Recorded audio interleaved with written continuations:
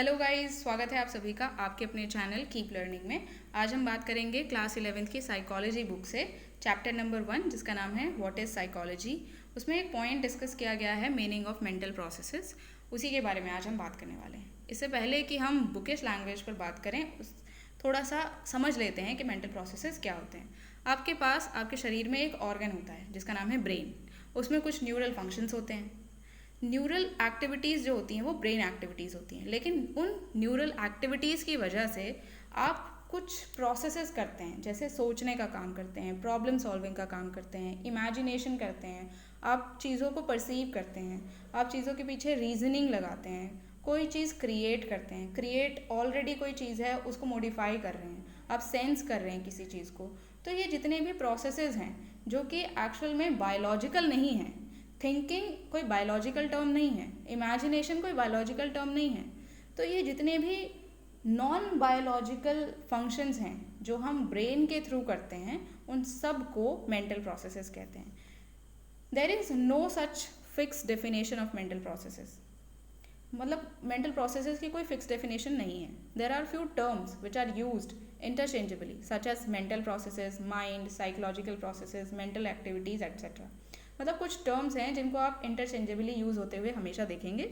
जैसे कि mental processes को बहुत सारी बुक्स में आप देखेंगे माइंड लिखा होता है, या फिर साइकोलॉजिकल प्रोसेसेस लिखा हुआ मिलेगा, या फिर आपको मेंटल एक्टिविटीज़ भी लिखा हुआ मिल सकता है। After reading all the information available, we can say that all the functions performed by the brain can be called mental processes। मतलब कि आपके पास जितनी भी इंफॉर्मेशन अभी तक अवेलेबल है उन सबको आप पढ़िए और आप एक ही कंक्लूजन पे पहुंचेंगे कि जितने भी फंक्शंस आप अपने ब्रेन के थ्रू कर सकते हैं, ब्रेन में बायोलॉजिकल एक्टिविटीज़ होती हैं, आप इस बात को ध्यान रखिए। लेकिन उन बायोलॉजिकल एक्टिविटीज़ की वजह से बहुत सारी नॉन बायोलॉजिकल एक्टिविटीज़ भी होती हैं जिन्हें मेंटल प्रोसेसेस कहते हैं, जैसे sensation, thinking, perceiving, memorisation, imagination, reasoning.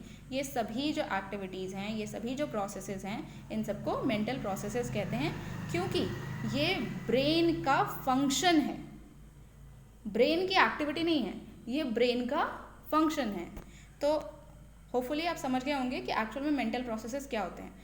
Functions performed by brain can be called mental processes, right. चलिए आगे बढ़ते हैं। Functions of brain is equal to mental processes, मतलब हम बहुत शॉर्ट में अगर समझाना चाहें किसी को तो ये कह सकते हैं functions of brain is equal to mental processes. Brain is not equal to mental processes, right. Brain is very much different from mental processes, but functions of brain is equal to mental processes। Okay, जब आप Google करेंगे और डालेंगे what are mental processes तो आपको एक common सी definition मिलती है, mental processes encompasses all the things that the human mind can do naturally. आप अपने ह्यूमन ब्रेन के थ्रू जो भी नेचुरल प्रोसेसेस कर सकते हैं उन सबको मेंटल प्रोसेसेस कहा जाता है। और उसमें आपको एग्जाम्पल्स मिलेंगे memory, emotion, perception, imagination, thinking and reasoning.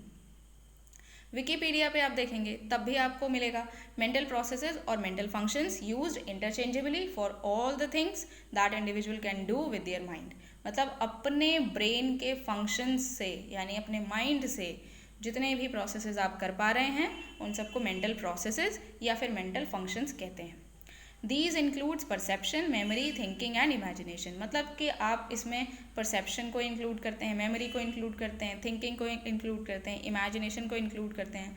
मतलब कि जितना भी आपने फर्स्ट स्लाइड में देख लिया था कि मेमोरी और रीजनिंग, थिंकिंग, ये सब क्या हैं, आपके मेंटल प्रोसेसेस हैं। यानी कि ब्रेन के द्वारा किए गए जितने भी कार्य हैं वो सब मानसिक प्रक्रियाएँ हैं, मेंटल प्रोसेसेस हैं। Sometimes the term cognitive function is used instead। ये एक इम्पॉर्टेंट चीज़ है कि आप कभी कभी मेंटल प्रोसेसेस की जगह पर कॉग्निटिव फंक्शन नाम का एक टर्म देखेंगे जो आजकल बहुत ट्रेंड में है और उसका इस्तेमाल किया जा रहा है और उसे साइकोलॉजिकल टर्म बोला जा रहा है। तो कॉग्निटिव फंक्शन को आप मेंटल प्रोसेसेस भी कह सकते हैं, मेंटल फंक्शन कह सकते हैं, माइंड कह सकते हैं। मतलब जितनी भी संज्ञानात्मक प्रक्रियाएं हो रही हैं आपके दिमाग में, माइंड से रिलेटेड फंक्शंस हो रहे हैं, मतलब ब्रेन से रिलेटेड जितने भी फंक्शंस आप कर रहे हैं, सोचने का काम, इमेजिनेशन करने का काम, आप याद करने का काम, किसी चीज़ को जानने समझने का काम, ये सभी आपके किस में आते हैं, कॉग्निटिव फंक्शंस में आते हैं, और कॉग्निटिव फंक्शन का मतलब ही होता है मेंटल प्रोसेसेस, राइट। ओके, अब किताब पर आ जाते हैं। When we say experiences are internal to the experiencing person, we refer to the state of consciousness or awareness और mental processes। मतलब अगर हम ये कह रहे हैं कि अनुभव यानी एक्सपीरियंस किसी एक्सपीरियंसिंग पर्सन के लिए, यानी कि जो अनुभव कर रहा है उस इंसान के लिए इंटरनल होते हैं, आंतरिक होते हैं, तो इसका मतलब हम ये कहना चाह रहे हैं कि उसकी स्टेट ऑफ कॉन्शियसनेस क्या है, उसकी अवेयरनेस उसका एक्सपीरियंस होती है, उसका मेंटल प्रोसेस उसका एक्सपीरियंस होती है। आप कभी भी देखिए, आप कहीं पर जा रहे हैं या कहीं पर बैठे हैं, आप जहाँ भी बैठे हैं उसी के बारे में सोचिए। जिस जिस चीज़ को आप देखेंगे, जिस जिस चीज़ को आप बहुत ध्यान लगाएंगे, उसके बारे में कॉन्शियस रहेंगे, वो ही आपका एक्सपीरियंस है। उसके अलावा आसपास जितनी भी चीज़ें पड़ी हैं और आपका ध्यान नहीं गया है, वो आपके एक्सपीरियंस में नहीं होगी। जब आप उसी बारे में किसी और से बात करेंगे जो उस स्थान पर पहले से ही था, आपके साथ ही था, तो उसका एक्सपीरियंस उसी जगह को लेकर डिफरेंट हो सकता है, क्योंकि उसकी कॉन्शियसनेस, उसकी अवेयरनेस उस जगह को लेकर डिफरेंट है, राइट। वो किसी किसी चीज़ पर ध्यान दे रहा है, आप किसी और चीज़ पर ध्यान दे रहे हो, और इससे आपका और उसका दोनों का जो एक्सपीरियंस है वो सेम जगह पर बैठकर भी डिफरेंट होता है। इसीलिए कहते हैं कि experiences are internal for the experiencing person. इसका मतलब आप जितने भी मेंटल प्रोसेसेस कर रहे हैं, आप कितना कॉन्शियस हैं, कितने अवेयर हैं चीज़ों को लेकर, वही चीज़ें आपके एक्सपीरियंस में रहेंगी, बाकी सारी चीज़ें आपके एक्सपीरियंस में नहीं रहती हैं। आपका एक्सपीरियंस वही है जिस पर आपने कॉन्शियसली ध्यान दिया है, that's it. We use our mental processes when we think or to try to solve a problem, to know or remember something। मतलब हम अपने mental processes को कब इस्तेमाल करते हैं? जब हम सोच रहे हैं, या फिर हम किसी प्रॉब्लम को सॉल्व करने की कोशिश कर रहे हैं, हम कुछ जानने की कोशिश कर रहे हैं, किसी चीज़ को याद करने की कोशिश कर रहे हैं, तो इसका मतलब ये सब हम क्या कर रहे हैं? मेंटल प्रोसेसेस कर रहे हैं। One level at which these mental processes are reflected is the brain activity। मतलब हमारे mental processes हो रहे हैं, इसको हम कैसे देख सकते हैं कि हमारा ब्रेन जो है वो एक्टिव है, ब्रेन में कुछ एक्टिविटीज़ हो रही हैं, इसीलिए हमारे मेंटल प्रोसेसेस हो रहे हैं। एज वी थिंक और solve a mathematical problem, our brain activities can be observed using different techniques of brain imaging. मतलब हम अपने ब्रेन इमेजिंग, जिसमें कि हम ब्रेन एक्टिविटीज़ को देख पाते हैं, यानी ब्रेन की इमेजेस ले रहे हैं। जब मान लीजिए आपने कुछ इक्विपमेंट्स लगाए, जो कि साइकोलॉजिस्ट के पास होते भी हैं, जो इस पर रिसर्च कर रहे हैं, उन्होंने कुछ इक्विपमेंट्स, कुछ टेक्निक्स बनाई हैं कि आप कोई मैथमेटिकल प्रॉब्लम सॉल्व कर रहे हैं, तो इससे आपके ब्रेन में क्या क्या एक्टिविटीज़ हो रही है वो आपको कंप्यूटर स्क्रीन पर देख रहे हैं, कि किस तरीके से उसने 2 के बारे में सोचा, किस तरीके से उसने मल्टीप्लाई के बारे में सोचा, किस तरीके से उसने 4 के बारे में सोचा, और जैसे ही उसने 2 सोचा, मल्टीप्लाई सोचा या 4 सोचा, तो उसके ब्रेन में क्या क्या चेंजेस आ रहे हैं, मतलब कौन कौन सी एक्टिविटी ब्रेन में हो रही है, कौन सी नर्व ऊपर नीचे हो रही है, कौन सा फ्लूइड कैसे रिलीज़ हो रहा है, कैसे स्ट्रेस उस समय आ रहा है, तो वो कौन सा चीज़ें इफ़ेक्ट हो रही हैं। तो ये सब क्या है? ब्रेन इमेजिंग की टेक्निक्स हैं। इनका इस्तेमाल करके हम अपनी ब्रेन एक्टिविटीज़ को एक्चुअल में देख सकते हैं, ऑब्जर्व कर सकते हैं। However, we can't say that brain activities and mental processes are same, right?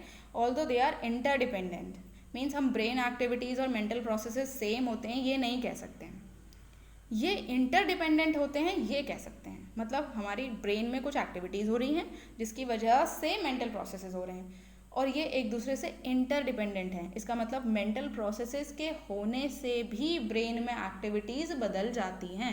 ऐसा नहीं है कि ब्रेन एक फिक्स पैटर्न में एक्टिविटी करता है जिससे मेंटल प्रोसेसेस आते हैं। नो, मेंटल प्रोसेसेस होने की वजह से भी ब्रेन की एक्टिविटीज़ बदलती हैं, राइट। इसीलिए ये एक दूसरे पर निर्भर करते हैं। Mental activities and neural activities are mutually overlapping. मतलब कभी मेंटल एक्टिविटीज़ हो रही हैं जिससे न्यूरल एक्टिविटीज़ अफेक्ट हो रही हैं, कभी न्यूरल एक्टिविटीज़ की वजह से मेंटल एक्टिविटीज़ ओवरलैप कर रही हैं। तो क्या हो रहा है? ये एक दूसरे को अफेक्ट कर रही हैं, but they are not identical my dear, they are not identical. ये एक ही नहीं है और ये एक जैसी नहीं है।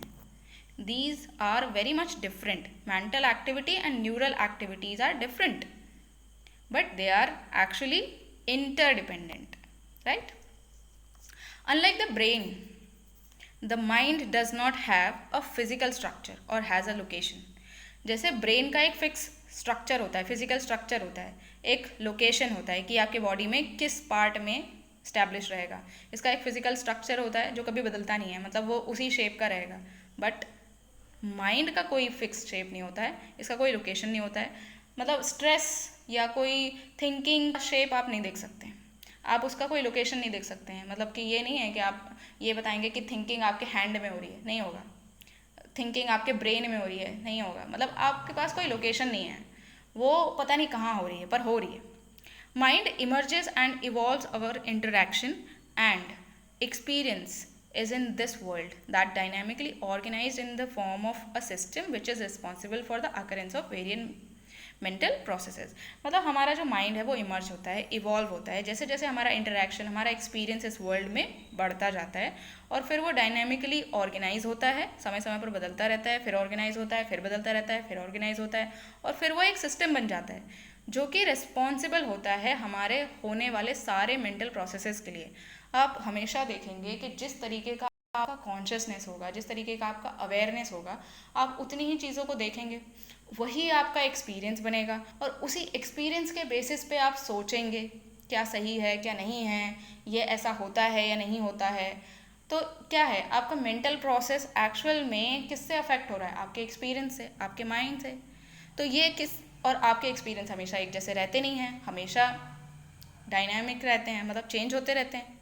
तो आपके जो मेंटल प्रोसेसेस हैं वो भी आपके चेंज होते रहते हैं, हमेशा एक जैसे नहीं होते हैं। आप एक ही सब्जेक्ट, एक ही टॉपिक को लेकर हर समय एक ही जैसा नहीं सोचते हैं। जब आप छोटे थे तो आप टॉय को लेकर हमेशा सोचते थे कि ये मेरे पास हमेशा रहेगा, ये सिर्फ मेरा है। लेकिन जैसे आपके पास छोटा भाई आ जाता है, समय के साथ छोटा भाई बहन जो भी है वो आ जाता है, तो आप शेयर करने लगते हैं, है ना। बड़े होते हैं तो आपको समझ आने लगता है। तो क्या हो रहा है कि आपके मेंटल प्रोसेसेस चेंज हो रहे हैं, आपका थॉट प्रोसेस चेंज हो रहा है, आपका इमेजिनेशन, रीजनिंग पावर बढ़ रही है। तो क्या हो रहा है, मेंटल प्रोसेसेस जो हैं वो आपके एक्सपीरियंस के हिसाब से चेंज होते रहते हैं। Brain activities provide important clues to how our mind functions. हाँ, ये ज़रूर है कि ब्रेन एक्टिविटीज़ जो हैं वो आपको इंपॉर्टेंट क्लूज प्रोवाइड करा देंगी, जिससे आप ये पता लगा सकते हैं कि माइंड किस तरीके से फंक्शन करता है। लेकिन कोई इंसान किस समय क्या सोच रहा है ये आप नहीं बता सकते हैं, right. Mental processes and neural activities. Neural activities का मतलब है ब्रेन, मेंटल प्रोसेसेस का मतलब है माइंड। यानी कि मेंटल प्रोसेसेस जो हैं वो साइकोलॉजिकल होते हैं, जो आपको देखने को नहीं मिलेंगे, उनका कोई शेप नहीं होगा। लेकिन ब्रेन एक्टिविटीज़ जो होती हैं वो एक पर्टिकुलर प्लेस, लोकेशन, स्ट्रक्चर के साथ होती हैं, ठीक है। चलिए, but the consciousness of our own experience and mental processes are much more than the neural और ब्रेन एक्टिविटीज़। मतलब हमारा जो मेंटल प्रोसेसेस है, कॉन्शियसनेस है, हमारे एक्सपीरियंस हैं, वो एक्चुअल में ब्रेन एक्टिविटीज़ से कहीं ज़्यादा है, कहीं कहीं ज़्यादा है, बहुत ज़्यादा है। Even when we are asleep our mental activities go on. हम सो जाते हैं फिर भी हमारे मेंटल प्रोसेसेस होते रहते हैं, हम सोचते रहते हैं, हम चीज़ों को इमेजिन करते रहते हैं कि काश ऐसा हो जाए, और फिर उनका ड्रीम करते हैं। We dream and receive some information such as a knock on the door while we are asleep. हम सपने देखते हैं, आप थोड़ी देर लेटिए, आपको तुरंत से नींद नहीं आएगी, आप सोचते रहेंगे, आपका ब्रेन काम कर रहा है। फिर आप थोड़ा और गहरी नींद में जाएंगे, आप बहुत गहरी नींद में जाएंगे, आपको सपने आने लगेंगे, आपने दिन भर में जो किया है वो आपको फिल्मी स्टाइल में दिखने लगेगा।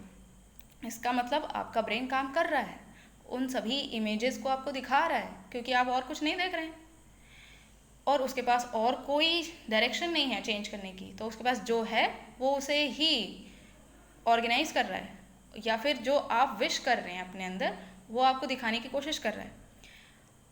इसको भी छोड़िए, आप बहुत गहरी नींद में सो जाते हैं और अचानक से आपका डोर बेल बजता है या आपका डोर पर कोई नॉक करता है, आपकी आँख खुल जाती है। इसका मतलब क्या है, आपका ब्रेन काम कर रहा था, सोते हुए भी काम कर रहा था, तभी तो उसे पता चल गया कि डोर पे किसी ने नॉक किया। यही चीज़ें हैं जो हमें बताती हैं कि एक्चुअल में हम सोते हुए भी इंफॉर्मेशंस को रिसीव करते हैं। Some psychologists have shown that we also learn and remember in our sleep. हम सो जाते हैं फिर भी हम बहुत सारी चीज़ें सीखते हैं, बहुत सारी चीज़ों को याद कर लेते हैं। बहुत सारे साइकोलॉजिस्ट हैं जिन्होंने ऐसा प्रूव किया है, दिखाया है। होपफुली अब आपको क्लियर हो गया होगा कि मेंटल प्रोसेसेस क्या होते हैं। Thanks for watching this complete video, and next part में हम एक्सपीरियंस और बिहेवियर के मीनिंग पर बात करने वाले हैं। तो तब तक के लिए पढ़ते रहिए, बढ़ते रहिए। Thank you so much. For watching this complete video. अगर वीडियो पसंद आई है तो प्लीज़ वीडियो को लाइक और शेयर कर देना। कमेंट करके बताना है कि आपको मेरा एक्सप्लेनेशन कैसा लग रहा है। अगर आपको अच्छा लग रहा है तो मैं कंटिन्यू करूँगी, और अगर आपको कुछ कमी भी लग रही है तब भी आप प्लीज़ लिखिए कि मैं इसको किस तरीके से इम्प्रूव करूँ। Okay, bye bye.